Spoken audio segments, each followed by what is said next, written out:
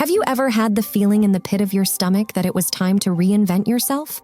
Today, I want to show you how to do that in 3 steps.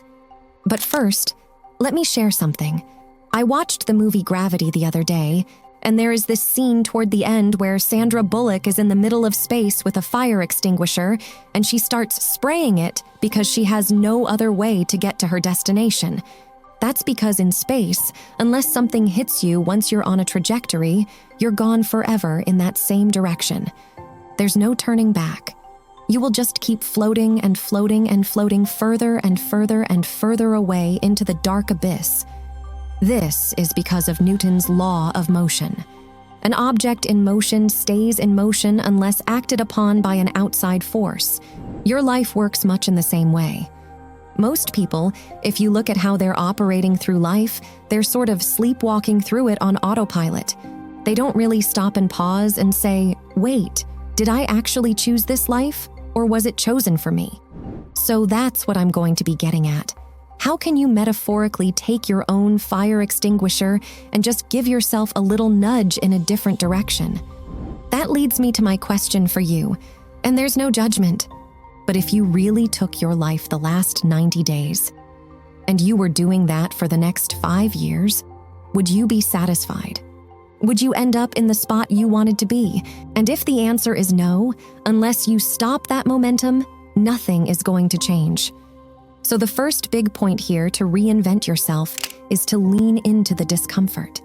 You need to actually recognize it and invite it in and learn from it. For example, are you committed to a relationship that isn't healthy but just continue on? Or do you go to a job you're not passionate about? You know, that job where every Sunday you're filled with a sense of dread.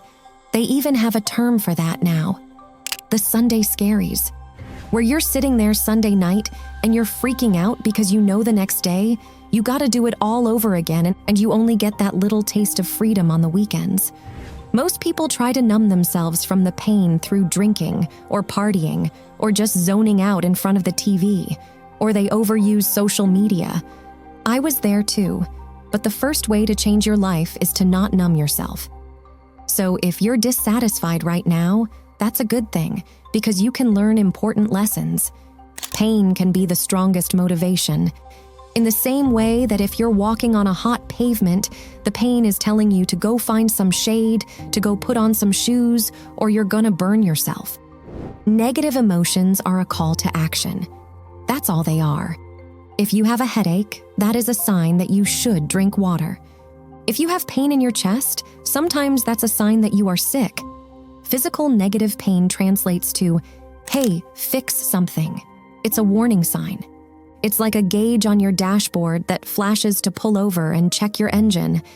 I think the mental and emotional pain that you're experiencing on a day-to-day, the negative feelings are just another gauge on your dashboard flashing.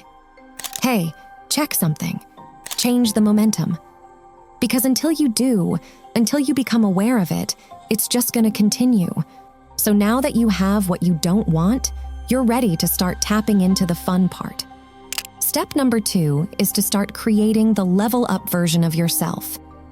Who are you in 5 years if everything goes right?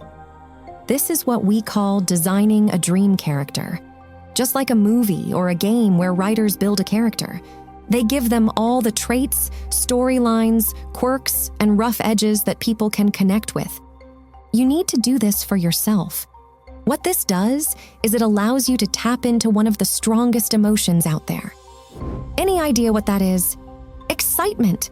For instance, when you first meet someone and fall in love, and all you think about is that person because it's new, it's that same exciting emotion. So if you really want to change your life, get really excited about this new character, this new version of you.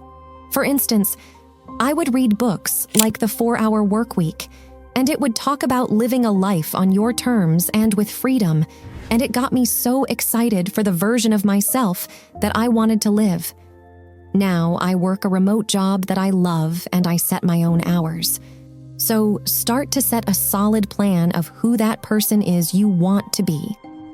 And one important note, When you start seeing people further ahead on the path than you, never compare, never get down on yourself. Just keep moving. That's an example of how you can channel excitement right there in that moment to fuel you, instead of being crushed by it. 3 areas that you might want to take in this vision of you are work, rest, and play. Work. What do you want your job to look like?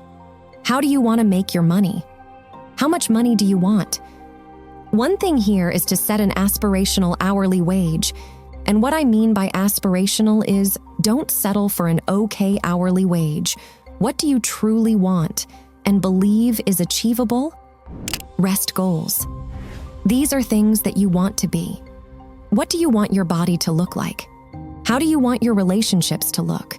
What is your lifestyle like as this newer version of you? And your play goals.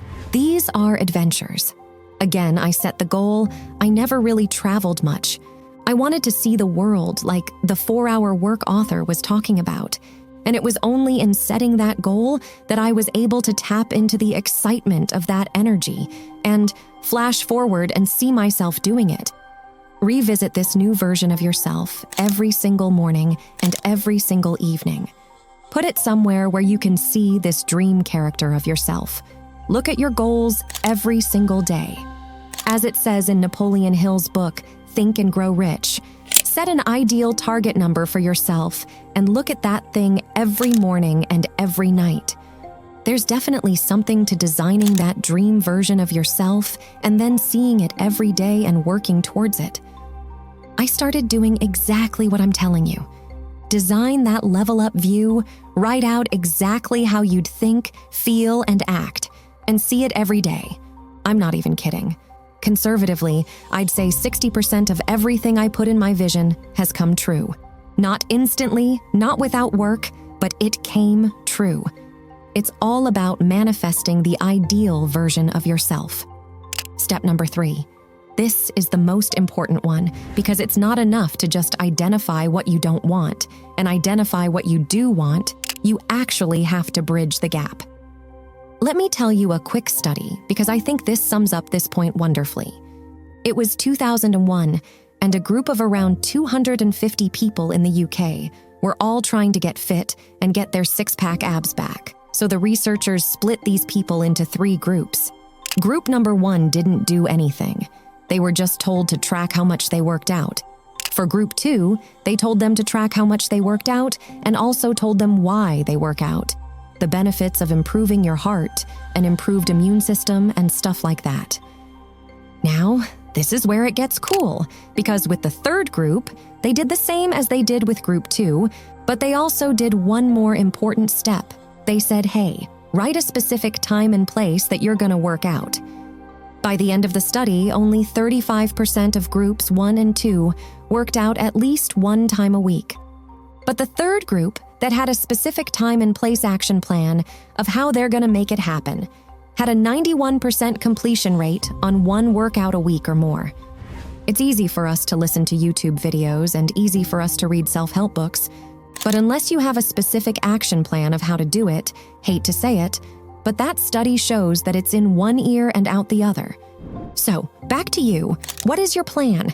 How are you going to bridge the gap every single day?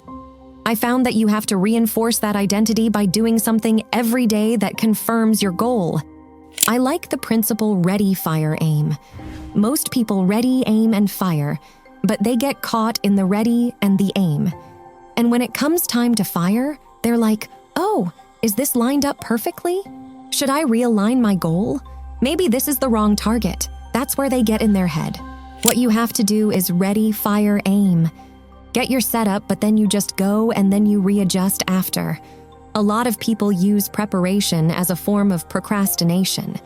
They say, I just gotta prepare a little bit more. I gotta learn a little bit more. And then I'll be motivated to take action. But that's not actually true, because if you're waiting for motivation to take action, you're gonna be waiting for a really long time. True professionals show up every day regardless of how they feel. That's just being honest.